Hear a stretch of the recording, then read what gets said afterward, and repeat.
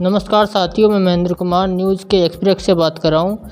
मैं लेके आया हूँ आज ग्राम पंचायत कुशलपुरा में, और जो राजस्थान के सवाई माधोपुर जिला का जो एक बोड़ी तहसील से कुशलपुरा गांव है, उसमें जो हमारा एक छात्र था डॉक्टर हुकमचंद जोलिया, जो सरपंच है वर्तमान में, उनका बेटा था जो यूक्रेन में पढ़ाई करता था MBBS की। जो वहाँ ये महायुद्ध के कारण कई दिनों से 10 दिनों से वहाँ पे अटके हुए थे, और किसी भी तरह मुसीबत के पाकते हुए किसी भी कारण से और बहुत परेशानी इन्होंने पाई है, और परेशानी पाके और आज यहाँ तक हमारे बीच में बैठे हैं। और इनसे अब चर्चा करेंगे इनके संघर्ष की जो कहानी रही है, किस तरह की जो इन्होंने संघर्ष कर वहाँ से लेकर यहाँ तक जो संघर्ष किया है, किस तरह से आए हैं। एक बार इनसे परिचय लेते हुए पूरा बात करेंगे। जी, मेरा नाम जॉनसन जोलिया है और मैं यूक्रेन में ओडेसा नेशनल मेडिकल यूनिवर्सिटी में पढ़ाई करता हूँ। अभी मेरा 4th ईयर चल रहा है।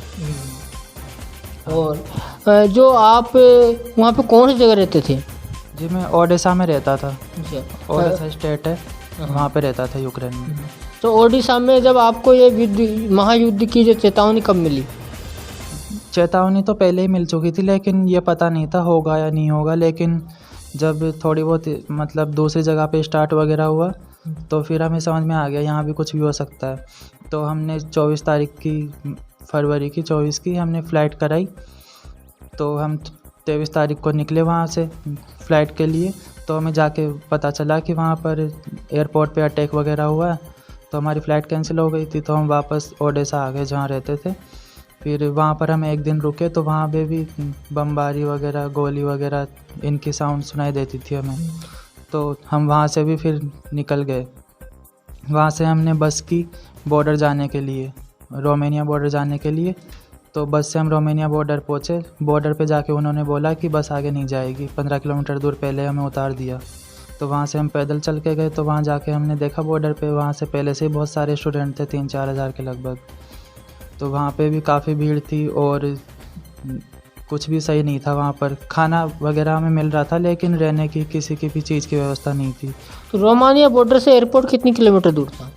रोमानिया बॉर्डर से एयरपोर्ट 500 किलोमीटर दूर के लगभग है रोमानिया का।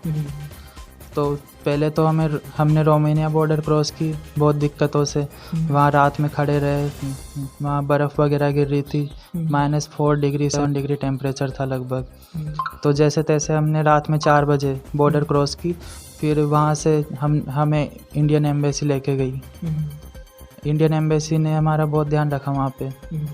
हमें हॉस्टल में लेके गए। फिर बाद में हमारा वो अकोमोडेशन चेंज किया। फिर होटल्स के अंदर लेके गए। वहाँ पर 5 टाइम हमें खाना मिलता था। रोमानिया में जाने के बाद हमें कोई भी दिक्कत नहीं आई। भारत सरकार ने बहुत अच्छे से रखा हमें। फिर वहाँ से हमारा प्लेन था 3 तारीख को। तो प्लेन से हम आ गए दिल्ली। वहाँ पर हमें हमारे राजस्थान के कृषि मंत्री मिले। तो उन्होंने हमारा स्वागत किया। फिर हमें राजस्थान भवन लेके गए। फिर राजस्थान भवन में हमें ठहराया 5-6 घंटे, खाना वगैरह खिलाया, रुकाया हमें। फिर वहाँ से हमारी अपने स्टेट में आने की व्यवस्था की, और राजस्थान सरकार ने हमें घर तक छोड़ा अपने। तो ओडिशा से आप रोमानिया बॉर्डर जो आए थे, तो किससे आए थे आप? हम बस से आए थे। बस से आए तो किराया किसका लगा था फिर? वो किराया हमारा ही लगा था। अच्छा। जी। तो रोमानिया बॉर्डर से फिर आप आगे किसके द्वारा गए थे एयरपोर्ट पर? वो इंडियन एम्बेसी लेके गई थी हमें, भारत सरकार मतलब। अच्छा। तो फिर वहाँ से एयरपोर्ट से वहाँ पे जो किराया लगा एयरपोर्ट से इंडिया का, वो किसका था? हमारा रोमानिया बॉर्डर क्रॉस करने के बाद 1 रुपया भी नहीं लगा। सारा खर्चा भारत सरकार ने उठाया हमारा। जो आपका जब पिताजी का जो संपर्क टूटा था, फ़ोन पे बात नहीं हुई उस दिन से, वो क्या हुआ, क्या मामला था वो? वहाँ रोमानिया बॉर्डर पे भीड़ बहुत ज़्यादा थी ना, और वहाँ पर कुछ भी नहीं था कि मैं फ़ोन चार्ज कर सकूँ, और नेटवर्क नहीं आ रहे थे। तो फ़ोन पूरा डेड हो गया था मेरा, तो बात नहीं कर पाया था घर पे। और आगे जो कितने बजे की फ़्लाइट थी आपकी? हमारी फ़्लाइट 3 दिन बाद थी बॉर्डर क्रॉस करने के बाद। हम 3 दिन होटल में रहे थे रोमानिया में। फिर हमारा नंबर आया, फिर हमारी फ़्लाइट हुई। तो आपको चिंता तो हुई होगी जब आप वहाँ पे थे, तो कैसा रहा आपका? चिंता तो बहुत हुई थी, अच्छा। पर बता नहीं सकता अब। वो तो मुझे ही पता है क्या हुआ था हमारे साथ। वहाँ पर फायरिंग वगैरह कर रहे थे हवा में मिलिट्री वाले, और मार रहे थे, धक्का दे रहे थे, बहुत कुछ हो रहा था। वो यूक्रेनियन मिलिट्री थी। तो आप कितने लड़कों को वहाँ पे छोड़ के हो, कितने बच्चे हैं अभी तक वहाँ पे यूक्रेन में? अभी यूक्रेन में होंगे 1000 के लगभग होंगे, क्योंकि बहुत सा ऐसा है ना, रशिया ने बॉर्डर तो खोल दी, लेकिन फिर भी वहाँ पर खार्किव में अभी बहुत सारे बच्चे को लाया जा रहा है धीरे धीरे। वहाँ पर रोकने की व्यवस्था कर रखी है, सबका ऐसा है, नंबर आ रहा है सबका, तो वो नाम बताते हैं, फिर फ्लाइट होती है हमारी। और अब क्या है, आपका क्या मन है? अब तो सही हो, अब तो ठीक ठाक? हाँ, अब तो ठीक है सब कुछ। अब तो ठीक ठाक, मतलब चिंता भी दूर हो गई होगी अब तो, इस तरह का जो। हाँ, अभी मेरी तो चिंता नहीं है, लेकिन अभी भी दोस्त वगैरह अभी वहीं पे है, अच्छा। तो एक बार वो भी आ जाए, सब कुछ ठीक हो जाएगा।